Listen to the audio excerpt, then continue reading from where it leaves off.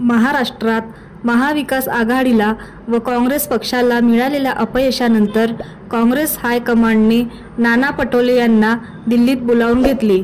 याच पार्श्वभूमीवर नाना पटोले यांनी प्रसारमाध्यमांना सांगितले की मल्लिकार्जुन खरगे यांच्याशी माझी भेट झाली नाही, परंतु मी माझ्या काँग्रेस प्रदेशाध्यक्षपदाचा अजूनही राजीनामा दिला नाही।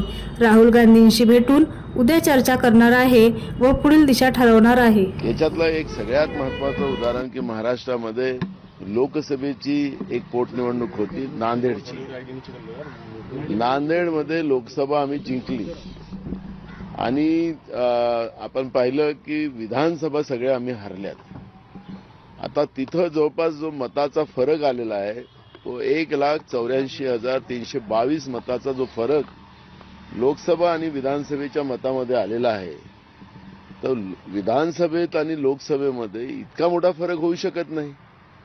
त्या दिवशीच वोटिंग होती, दोघांची एकाच दिवशी वोटिंग होती आणि म्हणून ह्या सगळ्या गोष्टीची आता मी माननीय खरगे साहेबांसोबत चर्चा करत होतो आणि आखरी हा निवडणूक ही जो निकाल आहे हा महाराष्ट्राच्या जनतेला आणि आमच्यासाठी सगळ्यांसाठी अनपेक्षित आहे। यावरती आता काय पुढचा पर्याय असणार आहे? ईव्हीएमच्या संदर्भात तुमची काय भूमिका असणार आहे?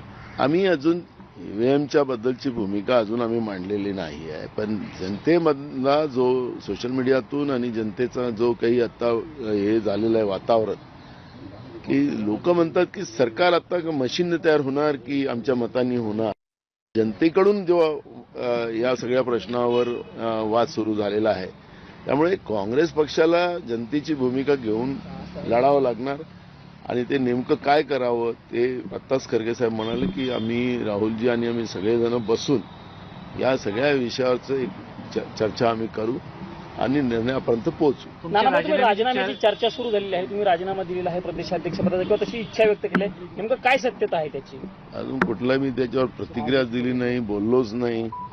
नानाची चर्चा तुम्हाला मीडियात ठेवायची असेल तर ठेवा तुम्ही, पण अजून असं कुठलंही झालेलं नाही आणि कुठल्याही बद्दलचं राजीनाम्याबद्दलची चर्चा आता खरगे साहेबांसोबत मी बोलत होतो त्याच्यावरची कुठलीही चर्चा झालेली नाही। काँग्रेसचे नेते ईव्हीएम वरती खापर फोडून स्वतःला वाचवण्याचा प्रयत्न करतात असं सांगितलं जातंय। कोण?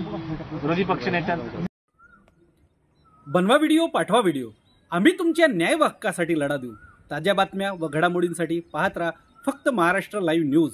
आजच आमच्या चॅनलला सबस्क्राईब करा, शेअर करा, कमेंट करा आणि हो, बेल आयकॉन दबायला विसरू नका। जय महाराष्ट्र।